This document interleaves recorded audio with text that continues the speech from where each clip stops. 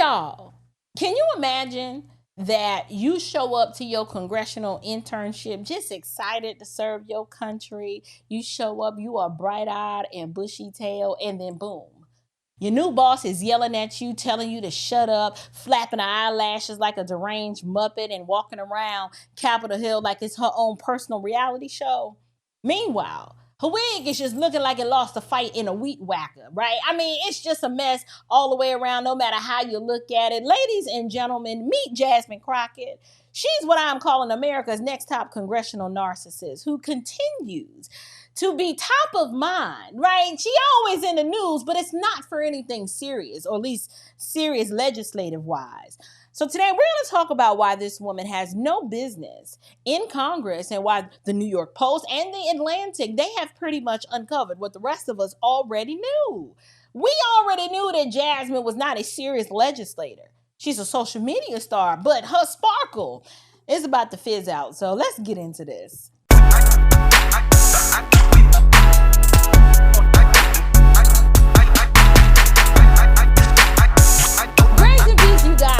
Back to Unshakable with April Chapman, where we discuss all things social, cultural, political, and theological from a biblical perspective. I am your host, April Chapman, and today, y'all, we're going to be putting a spotlight on Congresswoman Jasmine Crockett, aka the diva from Dallas, who, according to this scathing report from the New York Post, is less of a lawmaker and more of a TikTok tyrant with a congressional paycheck. Now, the Post is describing her as all diva and no wow. And I said, wow, that's a pretty funny headline. But Jasmine Crockett has a whole lot of style and flair, right? Very demonstrative. And I get it. I'm the same way. But there's absolutely no substance behind her to back it up. Like she got the loud mouth, the drama, all of the social media flair. But when it comes to being a real legislator, sis is a no-show. I'm just saying. So instead of her doing her job, I don't know, representing the people and working toward real legislative change, what people actually elected her to do, she's very busy building a brand. And hear me clearly, I get that because personal brand imagery and personal brand building is very important. You always need to be thinking ahead. Congress, at least they should have term limits. It's not guaranteed. You might get primaried, you might lose your seat, and you always need to figure out, what is my pivot? What am I going to do next after this? However, in Jasmine's world, Congress is a set, and her staff, they're just there to keep the show going no matter the cost. And we're going to learn a little bit more about that, because speaking of her staff, let me tell you, y'all, they're not just working under her. These folks are out here fighting for their life, trying to survive, figuratively. I mean, they're like just surviving under her. It's a very heavy-handed, overlording situation, because reportedly, this woman runs her office like a personal dictatorship. I mean, throwing tantrums, refusing to communicate like Oratchetangs do, treating her staff like pawns in this political game where the only thing that matters is her ego. And so we're talking about her yelling at staff, being totally unresponsive when they need her, and then showing zero regard for anyone's mental health or well-being. So what I wanted to do, I just wanted to read a few excerpts from this article that this is not good. This is not good at all. And unfortunately, I mean, everybody can't be lying. Like, if everybody keeps saying the same thing about you, at some point, you gotta be like, okay, it's not you, it's me, right? So according to this article, it says here that Crockett is, let me go back. It says 3 sources who have worked with or for Crockett says she's rarely present when TV cameras aren't rolling, and she terrorizes staff when she does appear.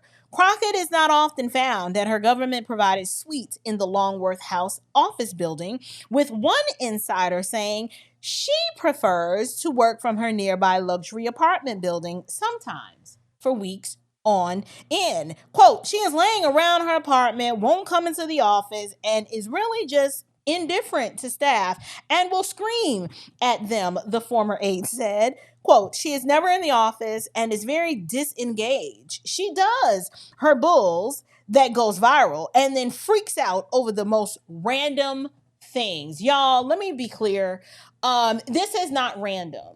Now, granted, a lot of this has to do probably with Jasmine's personality, but if the age that is being reported about Jasmine Crockett being 44, she is absolutely perimenopausal. That woman crazy. She losing her ever-loving mind. There are hormonal things going on with Jasmine that is, she don't know what to do. She don't know whether she's coming or going. On top of the fact that she's a liberal and she's an Oratchetang, and then you blend that with perimenopausal hormonal imbalances, and it's a recipe for disaster. I'm telling you, I ain't telling you what I heard. I'm telling you what I know.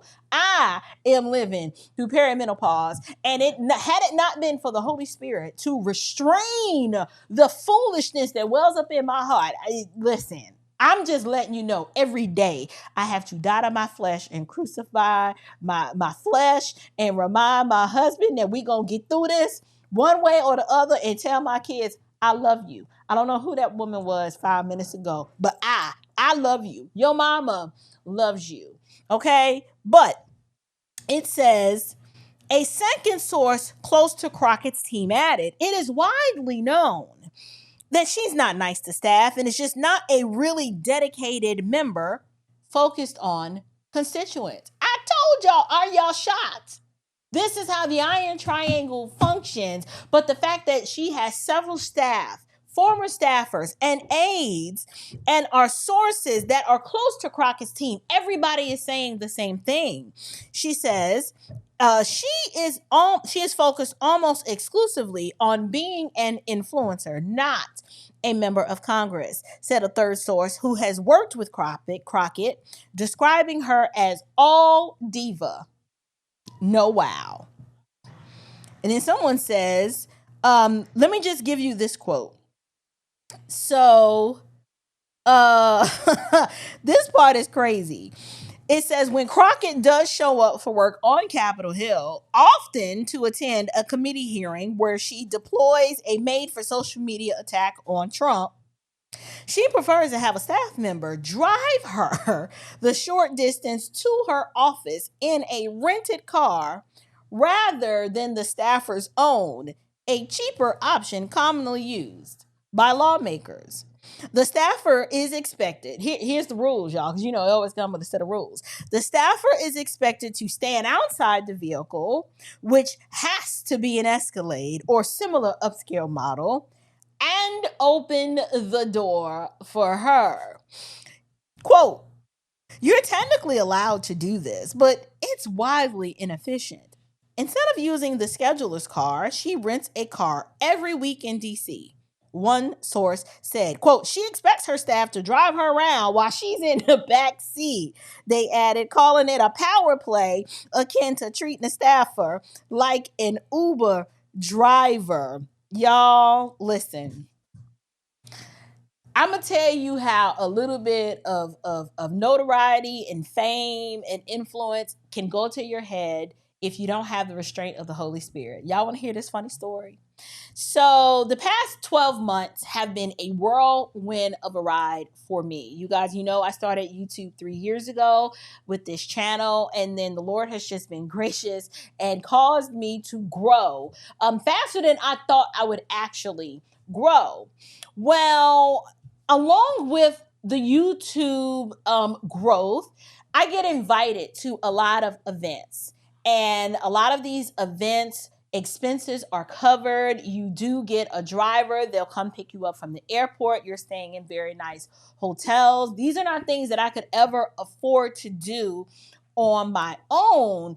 However, you do, even if it's just a weekend of this, where someone's inviting you to speak, or you show up and all of your expenses are covered and someone's picking you up from the airport and you're staying in a nice hotel, even if you just do that for one weekend or two, you start to get used to that.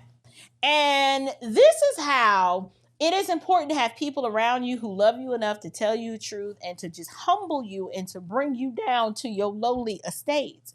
Well, I'll never forget in this one particular trip, I was on business, and my husband chose to pick me up from the airport. Now, me and my husband have this very congenial, cordial, like, like that's my dude. You know what I'm saying? That's my dude. And it's not really a relationship where we've been together for so long. Like, I know he ain't going nowhere. He know I'm not going nowhere. So when he picked me up from the airport, we get into the parking garage, and he gets my bag, puts my bag in the car, and then he gets in the car. I'm standing outside of the car because I had just been gone for maybe a week. And I am used to the driver opening up my car door. It's car service. I'm used to car service. Well, I forgot that I was home. And so Robert gets in the car. The kids get in the car. I'm standing out the car on my phone. And I'm just standing there, and I'm just like, I didn't even realize, y'all, that I was standing outside the car by myself. And so Robert is looking at me like, are you going with us, or you gonna stay out there? And I'm just like, oh, so y'all not gonna open the door for me? And these kids and my husband are looking at me like, who is this Harpo? Who is this woman? And so we all laughed about it. And when I got in the car, he was like, listen, I don't know what you've been doing or what you heard, but you home now. Like, it was just a very quick, friendly reminder to remind me that, ma'am, this is not how we do. You know how we do, and this is not it. All that diva energy, you need to keep that right out there. You are April, you are wife, you are mom, you know what I'm saying? Like, they just had to bring it down to humble me, to help me understand. And so when I read this about Jasmine Crockett, it just tells me she's just a little drunk with power, and the people in her life don't love her enough to be like, I don't. This is inappropriate behavior. Like, the people in her life should love her enough to tell her, you can't treat people like this. If you want to be taken serious as a serious legislator, then first, how you treat people matters. Okay, you can't be hollering at your staff and then you spending all of this extra money to rent a high-end luxury car so that you can look the part. Like, all of this right now is giving me Tiffany Henyard energy. Tiffany Henyard is the disgraced mayor from Dothan, Illinois, who just, you couldn't tell her she wasn't the bee's knees. Same energy, different Oratchetang. That is what this is. Let me just read one more thing. It says some former aides cited fear of retribution when declining to participate in this story.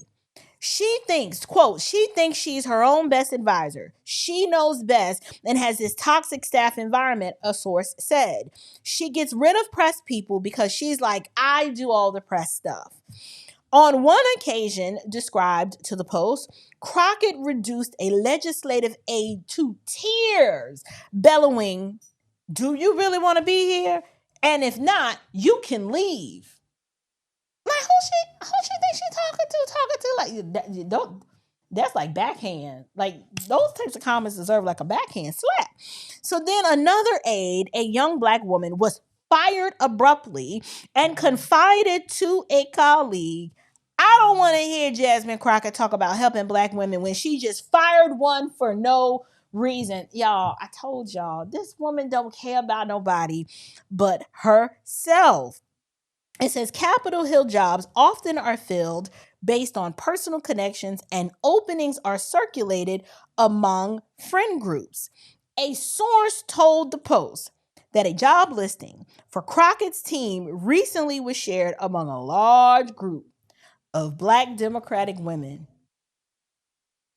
But nobody expressed interest in the gig. You would think, quote, working for a black woman, if you were a young black woman or a young person of color, you would feel empowered in that space, said a former Democratic congressional aide, quote, but truly the only person that she thinks about and cares about is herself. The staff is really just an island unto itself because she doesn't care about the local issues happening in her district. This person added, she's more focused on get me on The View, get me on this late night talk show.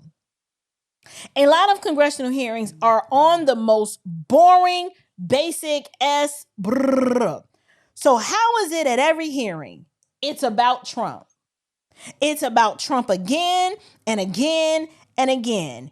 And it's like she's not actually doing any real work. She's at a hearing. We can be talking about the budget. They can be talking about appropriations. And she brings it back to Trump every time. The source griped.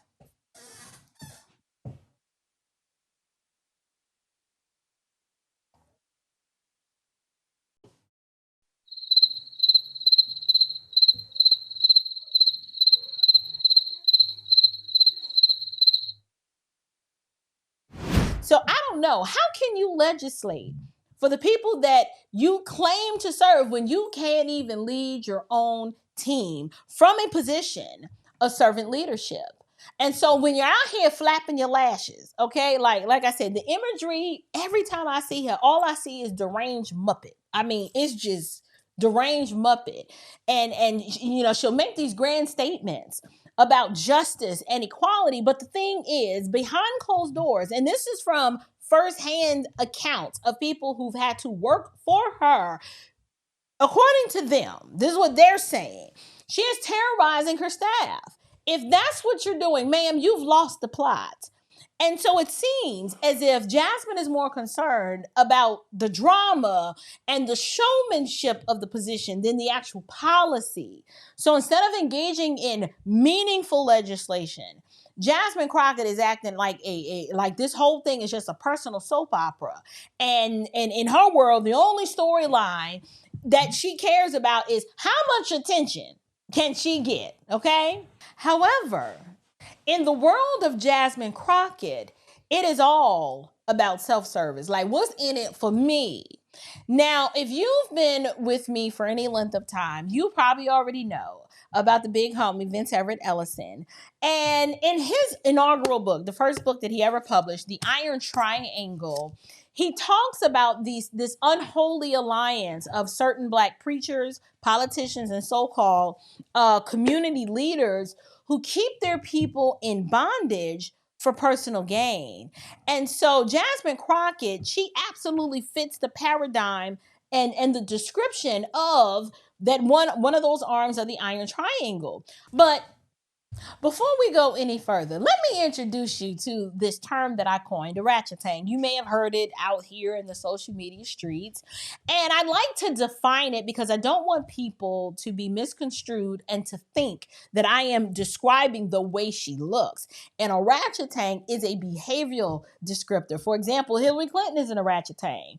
But an Oratchetang is a female imbecile who cannot manage her misery. And so she's dysfunctional on the outside, and therefore she compensates with the performative outrage on the outside. And the result of all of that is just trash. Her policies, trash. Her outcomes, trash and non-existent.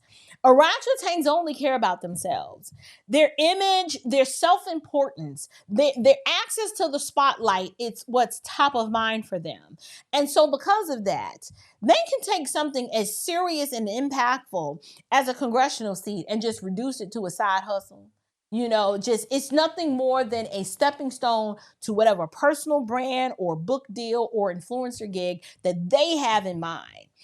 So for Crockett, being in Congress, it's not about longevity or legacy. Well, it is. There's a little aspect of longevity. If she could stay in power for perpetuity, she would. But this is really more about visibility. This is not a calling to public service. It's kind of like the catwalk. The focus isn't on what can I do to create positive outcomes for my districts, but the focus is on creating viral moments for her career. And that's where she is losing sight of why she's actually there. And this is why she fits very neatly into the framework of the Iron Triangle, because her platform isn't about empowering her constituents. It's about empowering herself. And so the minute that you understand that, you'll understand why her office is in chaos and her legislative record is pretty much non-existent. And so here's where the mask, it starts to really slip. Jasmine Crockett isn't just failing her constituents. She's failing the very people who work for her. So according to the New York Post, they've reported that Jasmine runs her congressional office more like a personal plantation, just complete with intimidation, humiliation, zero accountability. And honestly, like, should we be surprised? I have told y'all, Democrats have always been masters looking for slaves. Only now, instead of the cotton field, they will use congressional offices, activist organizations, their legislative staff, and the people they serve are the slaves on their personal plantation. And so just like many of these black preachers out here who are working on behalf of the Democrat Party to keep black people ideologically enslaved, and they do so from the pulpit, Jasmine does the same thing from her congressional seat. She knows how to deliver the fiery speeches, that are, it's low substantive speeches, full of a lot of lies and misrepresentations. She knows how to play the victim card very well and stir the emotions. But when it comes to actual freedom, and providing opportunities for people to make actual progress in their lives and with some results, forget that. She don't know how to focus and specialize in that. And so now that same oppressive mindset that she uses on the voters, it has now spilled over into how she treats her staff.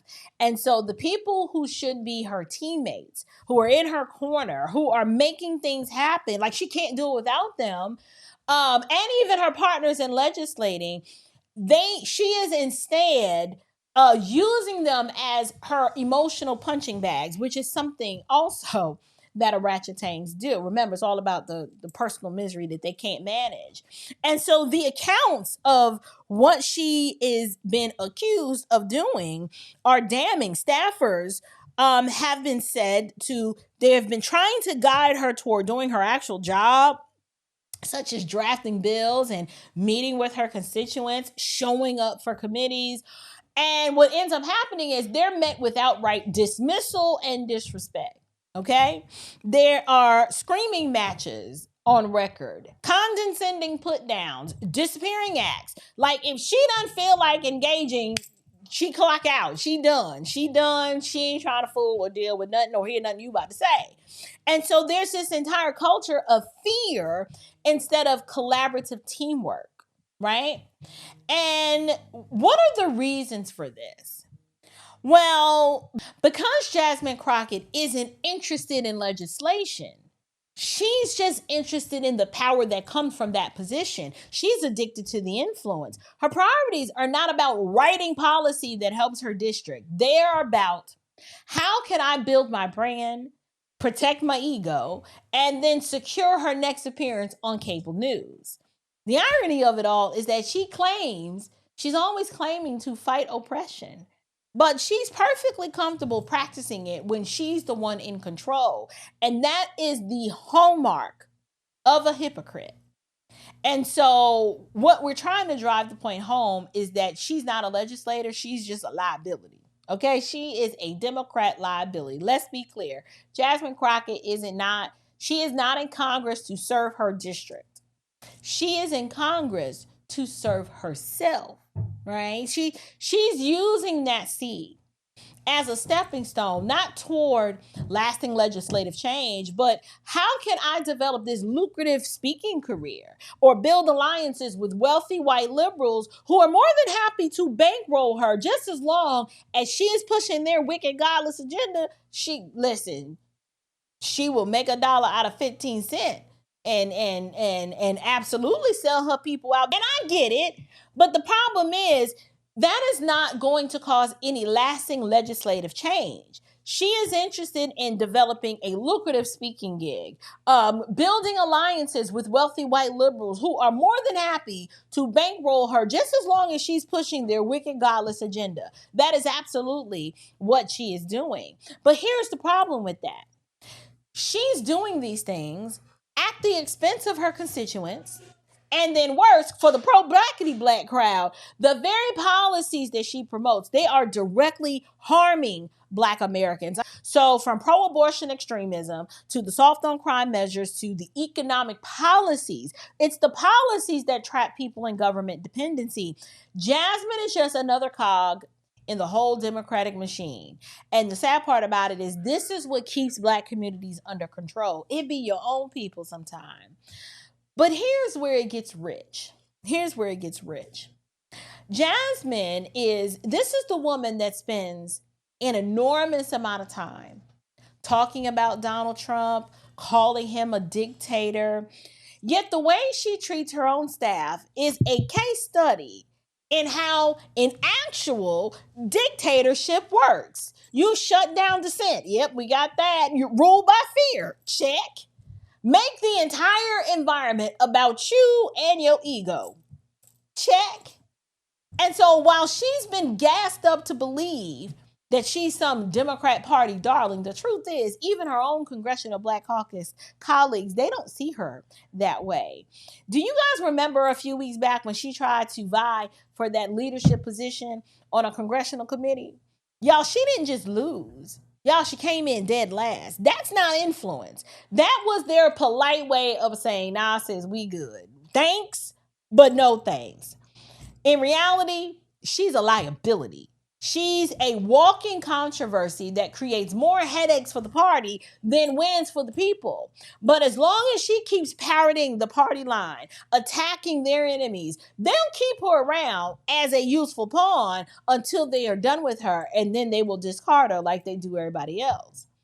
The tragedy is that her constituents, they are paying the price of all of this. They have no legislative wins. Her district is underserved. And as their representative, she's more focused on her personal clout than public service. This is why it's a problem. But here's the thing.